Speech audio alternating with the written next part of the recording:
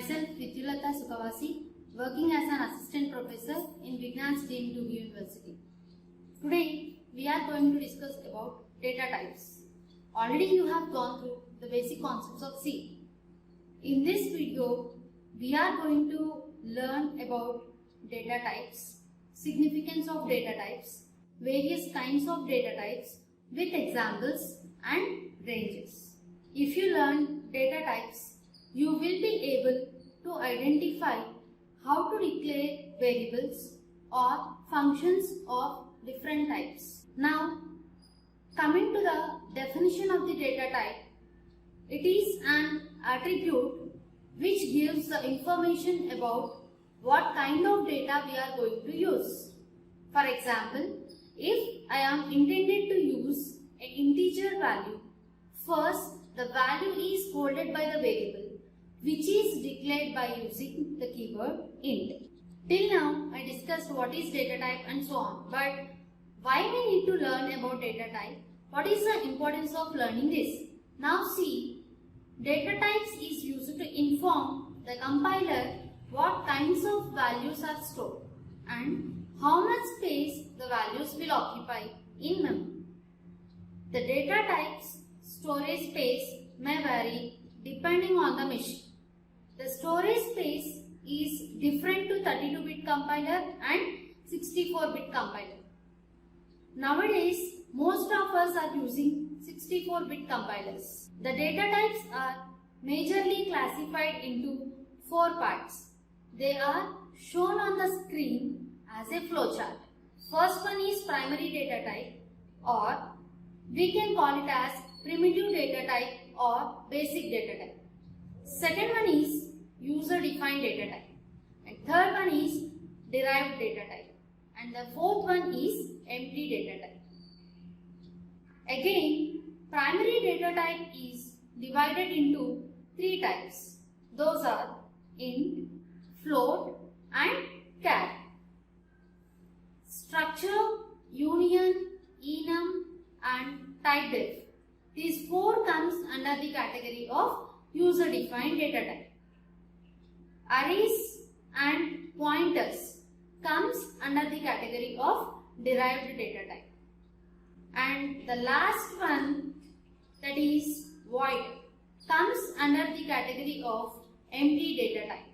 Now I am going to discuss about each type in detail. Out of 4 types, first we will discuss about primary data type.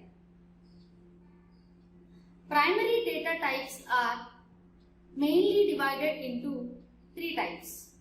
They are int, float, char. As per the previous discussion, int holds integer value. So here 3 is the integer value which holds by the variable a. Here 2.3 is a real value which do not hold by the integer value. In the same way, float holds real values. So here 2.3 is a real value which holds by the variable a. Here 3 is the integer value which do not hold by the float variable a. Next, char. Char holds only characters such as small a to z and capital A to z. Here 3 is the integer value which do not hold by the character variable a. Whereas C is the character, so it stores by the character variable a. Now the primary data types are used as modifiers also.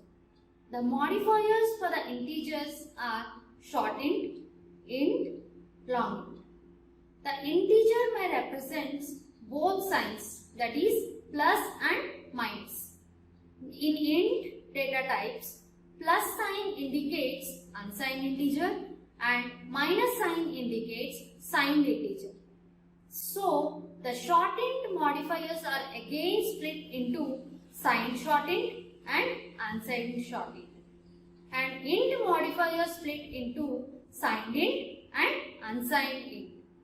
Long int modifiers split into signed long int and unsigned long int. Now we are going to discuss about short int. Short int is used for small integer values. Here the question will arise up to what range short int values will come. So for this question we have an answer, that is the size of the short int is 1 byte. 1 byte means 8 bits. That is up to 8 binary bits we can store the integer value. This is also not satisfactory solution to know the range. So the range of the short int is minus 128 to plus 127. In between this range of integer values we can store under short int. The control string used for short int is %d. Coming to the modifiers of the short int, signed short int is same as short int. Unsigned short int occupies 1 byte. Here, unsigned means there is no possibility of negative values. So, the range fall in between 0 to 255 and %u is used as the control string. Next integer data type is int. It is used for storing whole numbers. Coming to the modifiers of int, signed int occupies 2 bytes, that is 2 into 8, that is 16 bits, which is for 32-bit compiler. If you are working for 64-bit compiler, it occupies 4 bytes. Observe that this modification applicable only for integer and remaining all same for both compilers. In the same way, unsigned int also occupies 2 bytes. While coming to the range of signed int, it allows from minus 32,768 to plus 32,767, and the unsigned int range fall in between 0 to 65,535.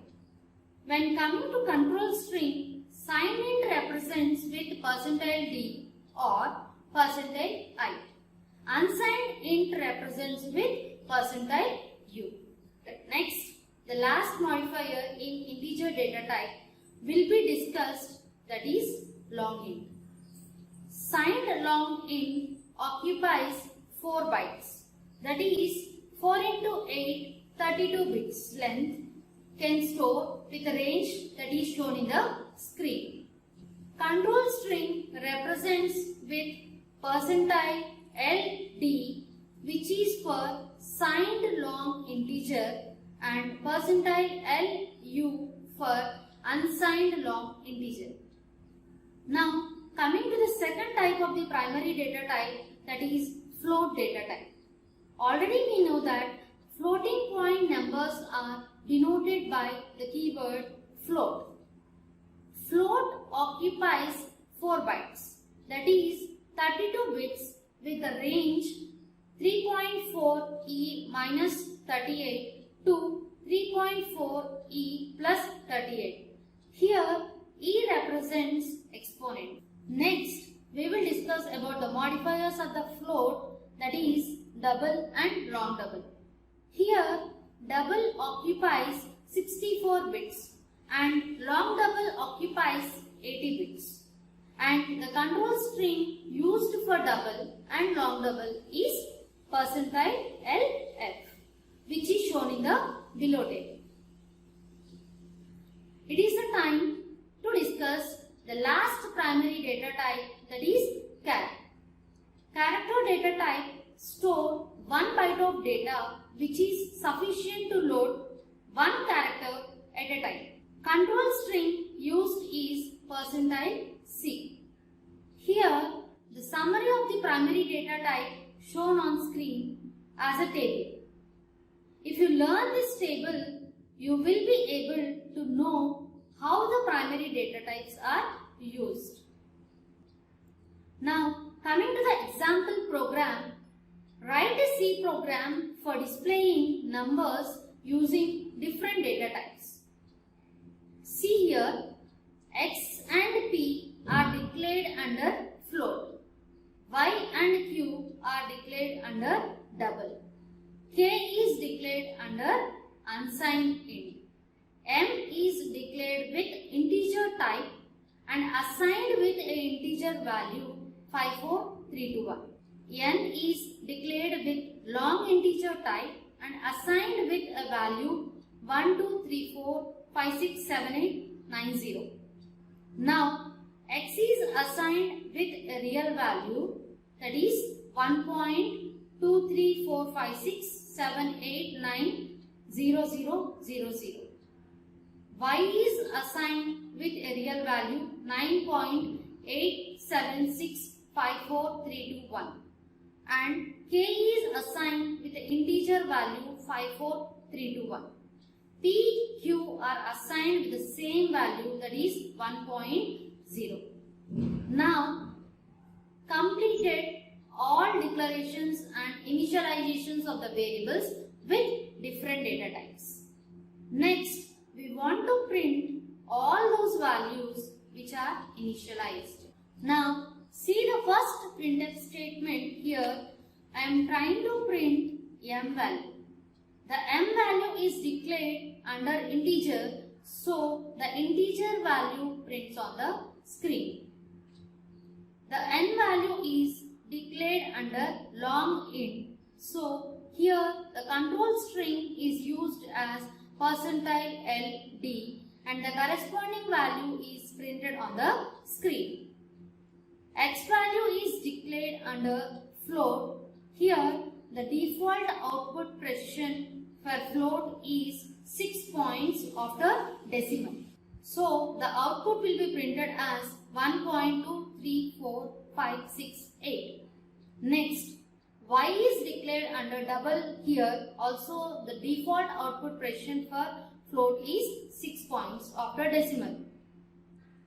That is 9.876543 will be printed. Next, K is declared under unsigned integer value. So the control string used here is %U. The value of K is printed accordingly. P and Q are declared under float, double respectively. Both of them are having 6 precision points, so the output will be displayed as 1.000000 for both P and Q. Next, we will discuss about second data type, that is user-defined data type. In user-defined data type, first we will discuss about structure. Structure is a heterogeneous data type. It collects different members in it. The example is shown for the reference. Union is another data type in user-defined data type, which is same as structure, but only the difference is members value storage. Next one is enumerated data type. Shortly, we can call it as enum, which contains finite constants. The example is shown for your reference. And the last one under the user-defined is typedef, which is used to create new data type by using existing data type. For this also we have shown an example for your reference. Here I discussed only the definitions, but in future we will discuss in detail about these types. Now the third data type we will discuss, that is derived data type. In derived data type we have arrays and pointers. Arrays are used to represent homogeneous values under the single data type, whereas pointers are used to store address of the variable. The last one in the data types, that is empty data type, which uses void keyword. Void represents a null value.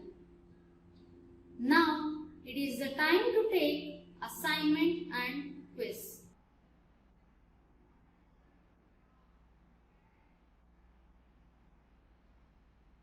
Thank you for watching. I hope you understood about data types and its modifiers.